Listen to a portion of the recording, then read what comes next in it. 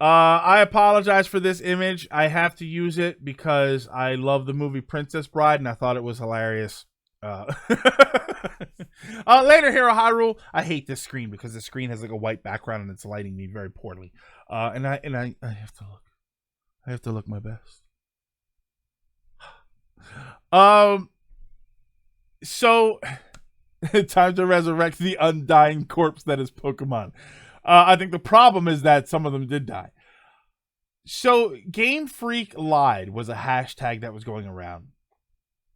The reasoning is that it looks like their original excuse for not including all Pokemon, which I say it that way because there are so many of them. Real edgy. It's the website. The website is like that. I'm on the Polygon website. Polygon. I'm gonna read some snippets off of the Polygon article. But yeah, besides the fact there are over 1,000 of them. So despite the fact that there's like 1,000 Pokemon, people were complaining, and I remember what was the hashtag bring back national Dex. People were complaining that they're not all in the game. It turns out that there's evidence that, and it's very visible, that the wireframe models, the character models that were used in Sword and Shield are effectively the same models that were used in Sun and Moon for the Pokemon that existed in that game. So there's an argument that Game Freak lied. The reason that they said that they did not include all of the Pokemon was because they would have to create all of these character models over again, and they didn't want to do all of that work. They didn't have the resources to do all of that work, so they didn't include them all. And everybody was upset, and now it looks like there's evidence that that's not true because they used the old models. Here's why that's ridiculous. I think, yes, they clearly did not use all of the character models.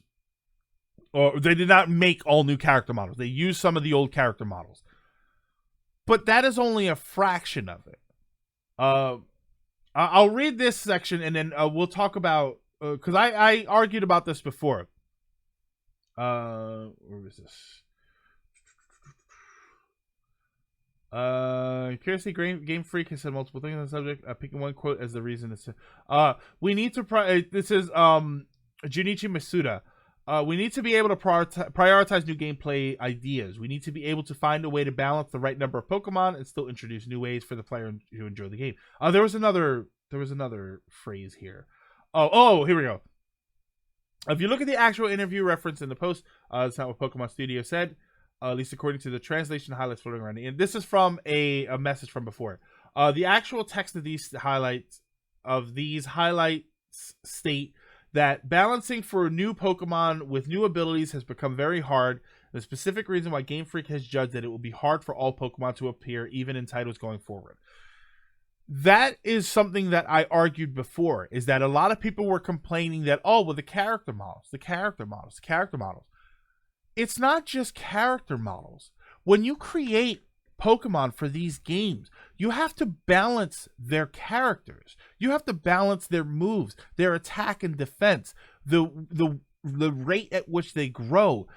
You have to balance the interactions that they have with other Pokemon when they get when they get hit by moves, when they evolve, all of these things need to be programmed. They make it sound like you create a character model and you put it in the game and that's it. There's tons and tons and tons of work that goes into making sure these characters are programmed to interact correctly. I'm sorry for what I'm about to say to the Game Freak lied, bring back national Dex crowd. I'm sorry for what I'm about to say. Pokemon isn't real. It is all programmed. It is created. And when you create an entirely new world with new Pokemon, you have to create them too. You have to balance them too. It is not Simple. Why? I grabbed the camera like, why do I have to explain that? Problem is Pokemon is always stupid unbalanced. That's nothing new. Why is that suddenly? I think it's balanced very well. I think that there's always a couple of there's like Pokemon that are not balanced super well, but I think overall the balance works fine. I think that tell me a Pokemon that when it evolved from level 34 into 35 suddenly skyrocketed in power. Like, you know what I mean? That would be a programming error. That you have to do these things in a certain way, and that there's a lot of focus there. Yes, every once in a while something bad happens, but the astronomical amount of stuff that works properly, or to an extent.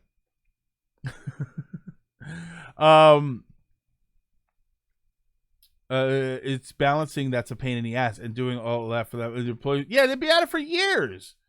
Which they should have been by now. Like from a perspective, let me hold on. Like from a perspective of non-Pokemon fan, this has gotten way out of hand. People have been arguing, been threatening over people. Yeah, threatening other people. Nintendo themselves, they're boycotting and threatening with death threats. Yeah. Oh, okay. Pokemon like Santa or the Easter Bunny or the one bum that goes through your trash can is real. At least two of those are real. Hold on, I'm scrolling back up here. I'm gonna try and read some of these. Oh boy, I came back to this topic. I think it might be that Zelda and Mario are making giant leaps forward.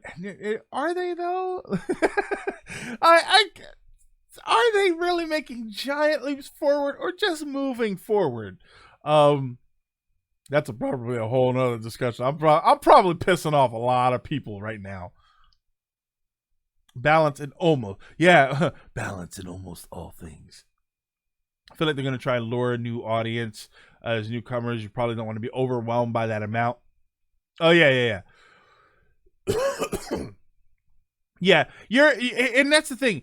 You're never going to have perfect balance. I remember somebody said this about World of Warcraft back when I used to play. You're never going to have a perfect balance as long as people have calculators. Never. It's never going to happen because there's always going to be somebody going over the numbers, working the stats, and finding out that, well, if you do this, there's a best way to do it. It's always going to be the case. And whenever somebody figures out that this move is the best move, people will call it an unbalance. They'll an imbalance. They'll always do that. That's always going to happen. It's impossible. It's impossible to have a game so perfectly balanced. Smash Brothers fans will be able to tell you that. It's impossible to have a game with so many variables perfectly balanced. We're not Thanos. I'm sitting here watching my nephews freak out with excitement. Yeah. Like imagine telling children who this may be their first Pokemon game, or maybe even their second Pokemon game. Imagine looking at them having a good time and saying, you're clearly not hating this on all the same levels that I am. Like, I don't know. Yeah, like the Let's Go crowd, they want them to become they're regular customers. They want them to be regular customers. Thanos wants to know your location. Gotta catch them all, right? How many are there? Oh, 1,000. You would frighten people. Look, the original games are still there. If you want to catch 1,000 Pokemon, go back and play the original games and go catch your 1,000 Pokemon. But not every game has to have every single Pokemon before it. Those other games still exist. It's so hard. It's okay. I'm gonna be honest with you. It's hard to talk about stuff like this and not just scream, "Stop being stupid." And I don't like saying that because it's a very mean thing to say. It's a very cruel thing to say, and I don't like saying it. But the reality is when you get to a certain point in an argument where you you want to leave it as is, but other people just keep pushing it. They keep pushing it and they keep pushing it because they don't like it a particular way, even though clearly the way that they like it isn't for everybody else. So you get to a point where you do just want to say, look, I understand what you think. I understand that you like it that way. But you can't, if you're acknowledging that not everybody's going to like it that way, or you refuse to acknowledge that, you're just being stupid. Problem is we're at under 50%. It's not about catching them all. It's about letting people play with them on the. But Ryan, but that's the thing. In order for people to transfer over the Pokemon that they want to use, you have to program all those extra 900 or 800 Pokemon into the game. No, that's not fair. Like, it's not. and I'll be honest with you. We talked earlier in this episode about the idea of a Pokemon MMO. I think this is the perfect time for it. I think this whole argument about Game Freak lied and you bring back National Dex, I think it makes it the perfect time for an MMO Pokemon game. So your attitude is, oh, most of the Mon you like aren't in this game. Too bad. Yeah. No. Hold on. Give us your money anyway. No, I don't think that Game Freak can say give us your money anyway. I think that the obvious thing to do is just not buy the game. See, Game Freak can say all they want, give us your money anyway. But if people don't give them their money, that's the message. We have said that multiple times on these streams here. The way you speak to a company is not through death threats and hashtags. You speak to the company by not purchasing their product. That's how it works. Or by purchasing the products that do support the thing that you like. That's how you speak to companies. Because they're not going to... They changed Sonic. They changed the Sonic movie design. Why did they change the Sonic movie design? Not because of death threats. They changed the Sonic design because people were saying they're not going to see that movie. And they've realized that it was going to hurt them in the wallet. So they changed it. So that's what you do with these games. What's the one, the wrestling game, WWE 2K20? They're gonna finally fix those games when people stop buying them. The problem with those is they keep buying them. Game Freak get caught off guard with new hardware, and I don't know about being caught off guard. The Switch has been out over 2 years. The game's been in development longer than that. We're getting to a point where developing games for the Switch, you're not getting caught off guard anymore. You're doing it on purpose. How do you speak to a company with literally the most profitable franchise on the planet, which I didn't know about until the other day? They make too much money that some lost game sales aren't going to... Yeah, you're right. You're absolutely right. But Ryan, if you vote with your wallet long enough, they will. And that's the thing. If people don't buy Sword and Shield, they're still going to make another Pokemon game. There's no question that they're going to make another Pokemon game because they can lose the revenue off of one game. But what happens when people don't buy the next game and the one after that, and the Pokemon franchise starts to wane as far as interest goes? You know, Pokemon is the biggest franchise on the planet, not just because of video games, but because of everything else. So when people collectively decide that they don't care about Pokemon anymore and sales drop across the board, that's going to make them pay attention. Hitting them in the wallet works. It's just sometimes you got to hit harder than others.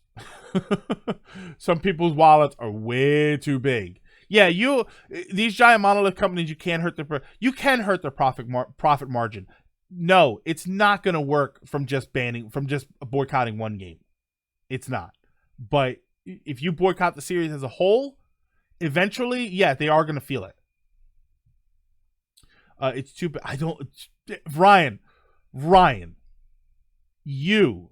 somebody who, in my experience, follows political America, political world, The idea that a company is too big to fail is a pipe dream, and everybody knows it. There is no such thing as a company that is too big to fail, because the market that it sells to is always going to be bigger. Pokemon is not as big as the people who buy Pokemon stuff.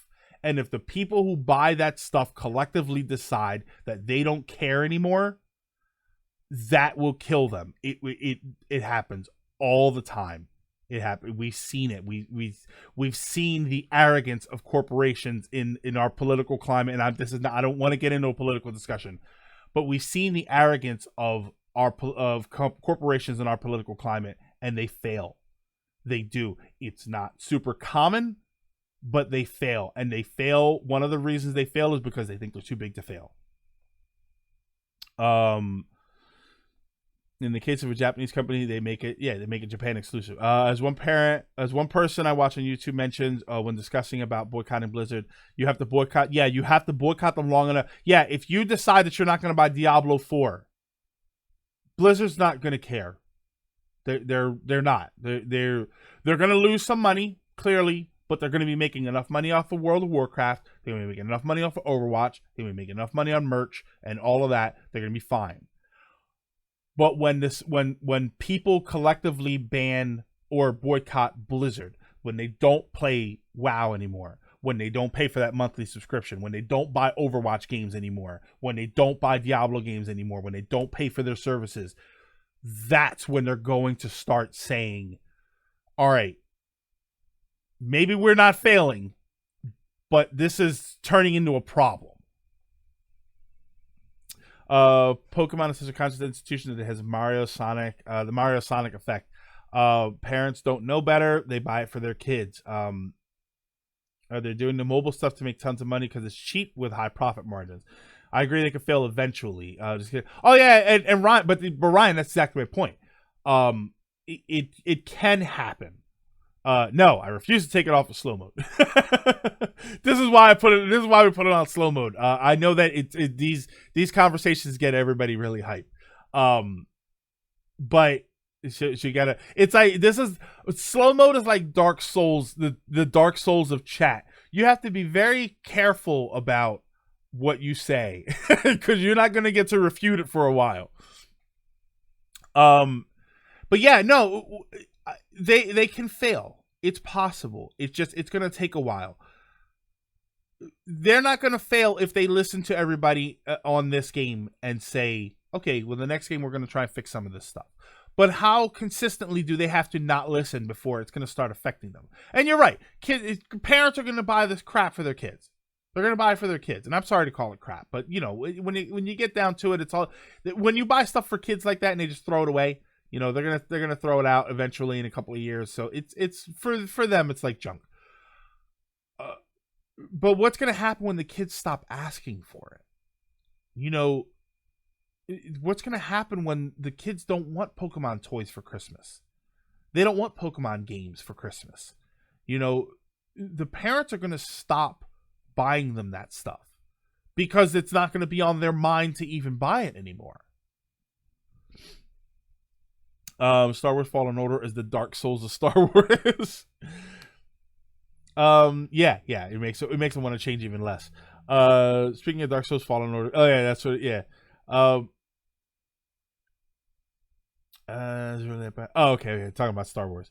Yeah, I don't know. I just yeah, and that's another thing, Bert. If the comments go too fast, I'm not going to be able to read them, and I want to be able to read everybody's comments as much as I can anyway. Yeah, I think that Pokemon is still at a point where, and this is probably my biggest thing with Pokemon. I think that it's still at a point. Yes, it is gigantic and it is ballooned beyond the games, but I do think it's still at a point where the games drive the series. New Pokemon for new plushies, for new toys, for new characters in movies, for new media, the games are still where it happens. We're not getting 100 new Pokemon from movies and series. We're still getting it from the games. So as big as the franchise is, the games are still the focal point. The games are the introduction, and then it balloons beyond that. But if the games stopped, I honestly think we would start to see the franchise as a whole drop off, because I don't think people are gonna rush to watch a new Pokemon movie the same way they rush to play a new Pokemon game. Personally, I just don't think so. I don't think that you're going to get major motion picture releases for Pokemon the same way. Yes, Detective Pikachu was a bit different, but that crossing the CG with the live action helps bridge the gap between the two. If you release legitimate Pokemon animated movies, I don't think they'll do anywhere near as well as the games do. Yeah, I still think they do. I still think that the games are the primary drive for the franchise, because the games are where we get the new stuff.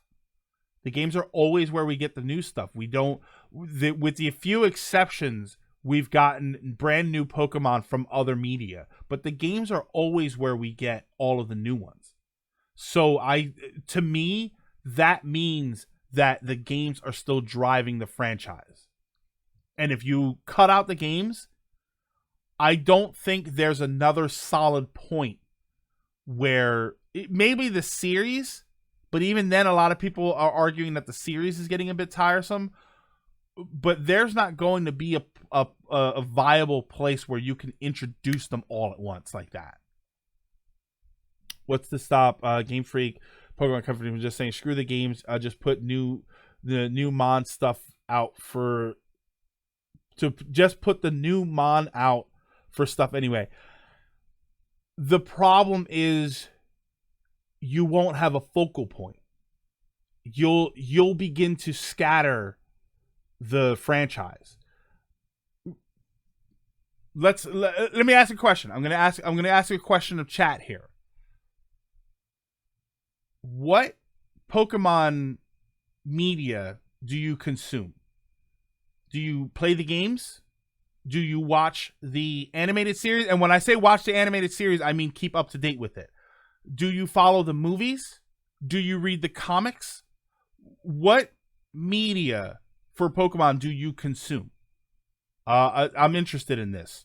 I watched the R34. The games and the manga. The games. I rarely watch the anime. The games, none of it. For me, it's mainly the games. Smash Brothers is the most Pokemon media you consume. Got it. This is obviously a very small sample. The games, the anime is too long. The Pokemon anime. The anime, there we go. We got somebody whose primary Pokemon absorption is the anime and not the games. The games are still the focal point because it is still the area that everybody's going to latch onto. If you start to say, we're only going to introduce new Pokemon in the series, a lot of people are going to miss them because they don't watch the series, because the series is too tiresome for people to want to focus on. Same thing if you do it in the movies, if you do it in the manga, you're going to splinter the franchise because you're only going to start giving the new characters to one smaller subsection of it. Most people who consume Pokemon in some way involve themselves with the games. So that's the best focal point for the series. And if that drops off, you're going to watch everything splinter. You're going to watch everything sort of separate. We're mostly older fans of games. I think a lot of people in here are actually somewhat younger. I mean, I'm clearly the oldest person here. We're mostly older fans, so games. But what about their main demographic? And that's with a franchise that's been out so long. And this is something that I argued. This is something that I will argue till my face is blue. With a franchise that's so big and been around for so long, are children the target demographic still? Are they still the primary demographic? because I see a lot of kids talk about Pokemon, but I see a lot more adults, 20-somethings, 30-somethings. That's the bulk of what I see. I see kids consuming it as far as, they have their parents buy the merchandise for them. But kids are kids. They're always going to move on to something else. That's always going to be the case. It's tricky when you've got a franchise so big to nail down the primary demographic. I don't know that it's children so much anymore. I think that it probably is, but there's a difference between 90% kids, 10% adults, and 60% kids, 40% adults. And I think that that's probably closer to where I would love to see numbers on this. I don't know that it's even possible, but I would love to see actual numbers on this. But considering, because you got to remember, this franchise has been around for over 20 years. When it was only kids that were into it, those kids are the adults now. And if they're still into it, they're still consuming it. Yes, but the adults are louder. I think children are still the primary target for Pokemon, but yes, there are more adult fans. Yeah, than there. Yeah, no Pokemon. Pokemon is for kids. Listen. I got a lot of R34 artwork that says Pokemon's not for kids. Yeah, it's. I don't know. It's interesting. And here's the biggest problem. We're gonna wrap this topic up with the biggest issue that there is. And that is that we're never going to know. We're never going to be able to answer these questions about what can or can't fix the series, how much value the games have to the series, who the target demographic is. We're never going to know, and that's sort of the biggest. It's one of the. There needs to be like a fancy word for it for having to accept the fact that you're never going to know the truth. And I guess that word is politics. Oh, look at him. Political burn. Back in the 90s, the parents didn't know what was up. And now those kids today have their own kids that also consume. Yeah, stroke him on. So yeah, but yeah, that's I don't know. I know that we strayed very far away from whole Game Freak lied thing. If we even did that far, but I find it interesting that people could want all those Pokemon still, and nailed the joke, sir. And I said this before, and I'll say it again. We'll close out with this comment. If by some miracle Game Freak decides to put all of the Pokemon into the game, maybe they do it through DLC over time, or if at any point we get to 900 or 1,000 Pokemon in the game, anybody who posted Game Freak lied or bring back National Dex, I better see completed certificates from you that you caught every single one of those Pokemon. Because if you argued for all of those Pokemon in the game and didn't bother to catch them, you wasted everybody's time.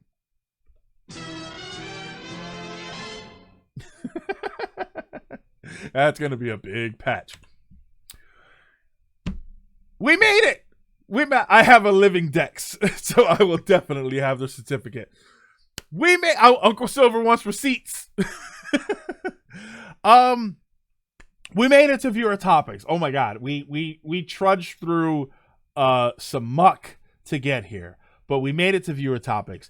I think Jeffersonia had a topic, but if anybody else has a topic that they want to discuss, a question that they want to ask, feel free to do that. Now is your chance. This is your spotlight. I turn the spotlight on you, but I don't actually turn the spotlight on you because that would be bad for the camera.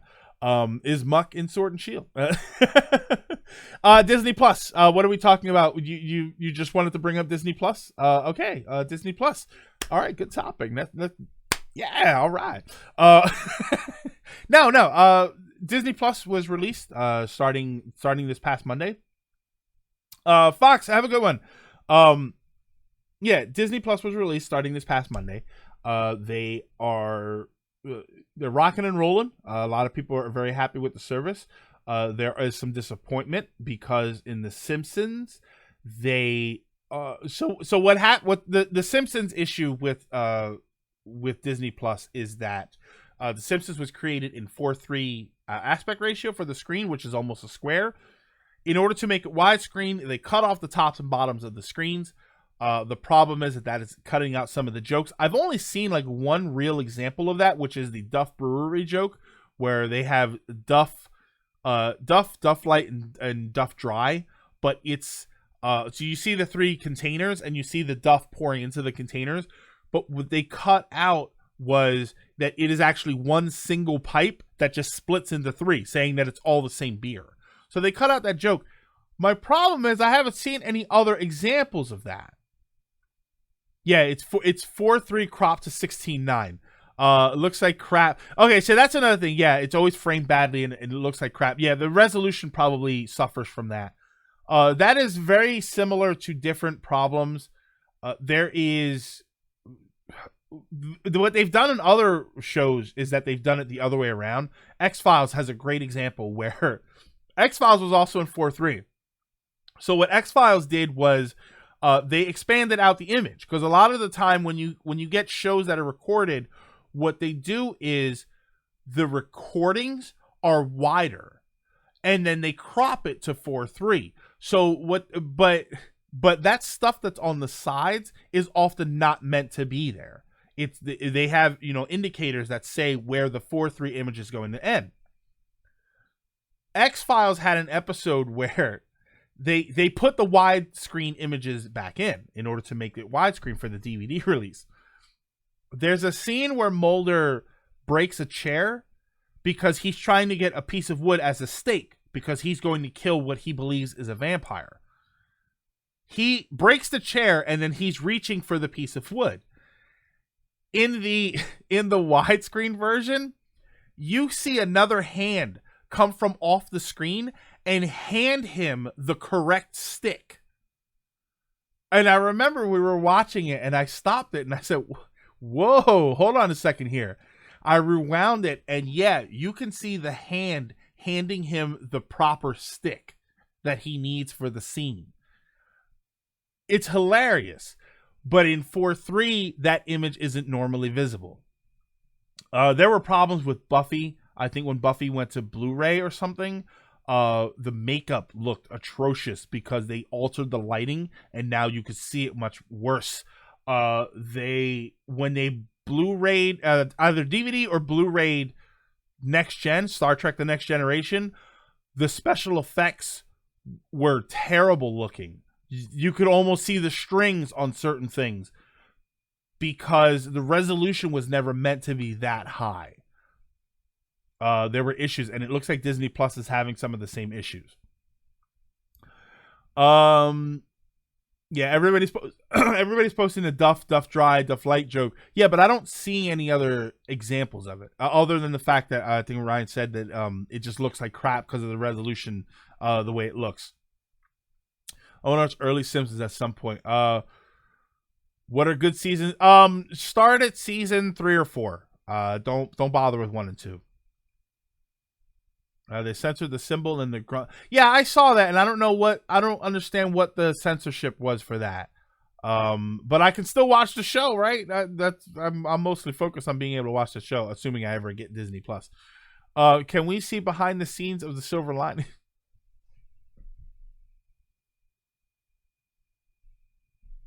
Was it good for you? Somebody asked about Infinite Crisis. I did not watch the Infinite Crisis stuff going on. Not yet. I would like to see it. I would like to see how they integrated the other Supermen. I mostly just want to see some of the other Supermen. I would love to see Tom Welling and Brandon Routh as Superman again. I'm a little disappointed. There's no Dean Cain Superman.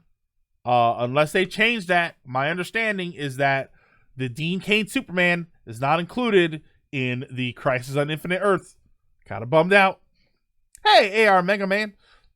Where's your laundry machine? Upstairs. That's not a joke. It is actually upstairs. Did I miss any topics? Let's see. He asked Ryan a question. Has he seen the Titans Nightwing suit specifically? Has you seen the Titans Nightwing suit, specifically the recent leaked original season 1 finale suit, which is different than the season 2 suit? Ryan, you seen that suit? Oh, Crisis isn't out yet. Oh, later, Ryan. Have a good one. Yeah, okay. So Crisis isn't out. I thought it was started. I thought it was supposed to be like an ongoing event, so I thought it was started already. Yeah, it's a suit. Tom is apparently only in one scene. That's a shame. That's a shame that we would only see a little bit. I would like to see a full blown crossover of these Supermen. I think that's interesting. I think that Marvel, for whether you love the MCU or hate it, I think that it has done a good job of proving to people beyond a shadow of a doubt that these sorts of crossover things work. They're interesting. You know, they've been doing them in comic books for decades. It's movies and TV shows, even TV shows. They've been kind of doing it. They do, you know, every once in a while you get, you know, listen. I had Steve Urkel on an episode of Step by Step one time, and I thought it was the greatest thing that ever happened. Crossovers are fun. You know, Buffy and Angel crossed over a few times, and they were always really, really good episodes. This stuff works. It's interesting. So I think that Marvel, the MCU, has proven to people that that's kind of what we want to see. We like to see that. We like to see these characters integrated with each other. That's why I don't like the current state of DC, because you have all of these things that have to exist in separate worlds. Gotham can't cross over with Supergirl. It doesn't work. Supergirl, I'm not even entirely sure, can cross over with Arrow. It doesn't work, except for like Crisis on Infinite Earths. It's fun to have these things. And I like that we're getting to a point where people are starting to realize it, where studios realize, you know what? I don't, because the Crisis on Infinite Earth is through Arrow, right? Is Arrow the show that is running that? Who is Supergirl? Also Injustice, great. Injustice is a great example. Yeah, so this is going on through Arrow. I watched like the first 5 episodes of Arrow and I was bored. It's too long of a show. I have become spoiled by 10 and 12 episode arcs. It gets right down to the nitty-gritty of what we're watching. It doesn't drag out everything. I've definitely become spoiled by it. So trying to sit down and watch an hour-long 22-episode season of a show is just a lot of filler to me. That's what it feels like. I will watch for this Crisis on Infinite Earths crossover. Season 2 is amazing. After that, after that is good too.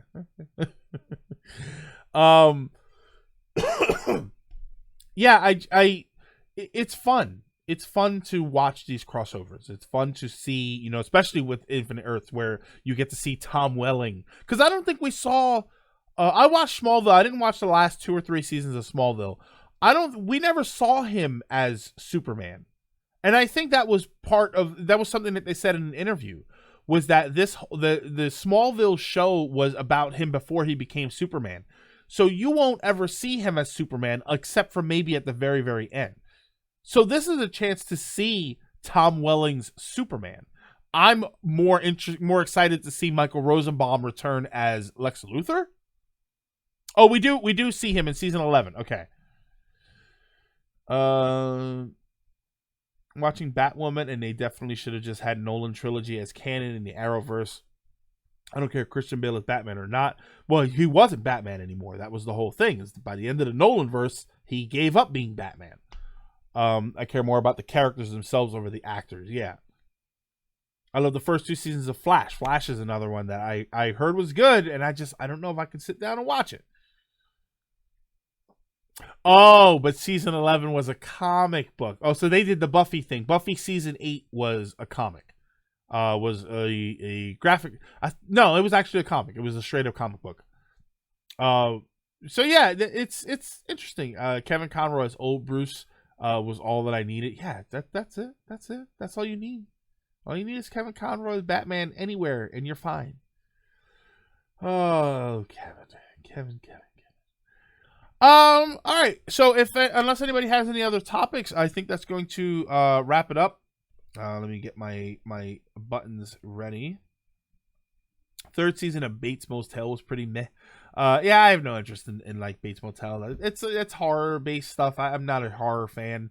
The Xbox event. I didn't watch it. Real edgy. I had people coming in and telling me. I remember we were streaming. I think it was yesterday, and we were streaming, and people are, oh my god, they just announced this and that, and I'm sitting there like, what the hell are you talking about? I didn't even know there was an event. To continue last week's gimmick, here's another Batman question. The Batman question. Thoughts on the rumors of the bat suit being blue-gray with white eye? That's a little weird. The blue-gray bat suit to me will always be Adam West Batman. I know that Alex Ross has done artwork of that version of Batman, but that's Adam West. Greg, are you getting Stadia? I don't know. I'm considering getting the Stadia.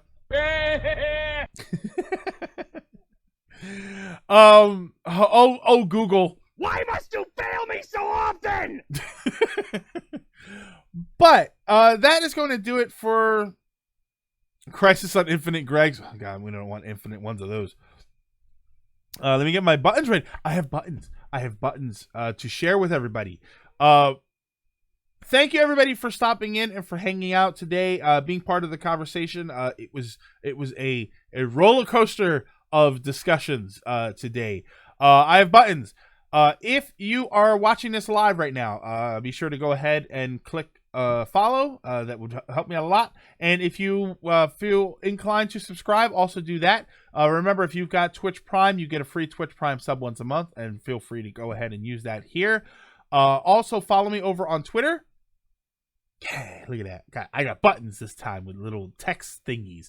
Follow me over on Twitter. That's where I will post whatever my schedule is going to be, and I will update, on whether or not we're going to be streaming and what we're going to be streaming. And I post a lot of stuff that I think is funny. If you're watching us on YouTube, also go ahead and click follow and check the links down below. You can follow me over on Twitter, and you can follow us over on Twitch, where we do this show live Fridays, 5 p.m. to 7 p.m. Eastern. If you are watching this on YouTube, oh no, wait, I got that. Yeah, already clicked. Yeah, follow Twitter. Here's YouTube information. If you're watching this now, also follow us on YouTube. Yeah, I gotta write a script down for this stuff because I always get it jumbled up every week. Yeah, see there. Look, we got a YouTube link right there. Oh, fantastic. But let me take it out of slow mode. I take it out of slow mode, so everybody's like raring for the buttons now. Thank you, everybody. Have an amazing weekend. Go and play some fantastic games. Play your Pokemon Sword and Shield. Enjoy it to your heart's content. Don't let anybody tell you that it's a bad game, because I don't know if it's a bad game. Look, everybody taking advantage of the fact that we're off of slow mode. Have a good one, everybody, and I will see you all next time.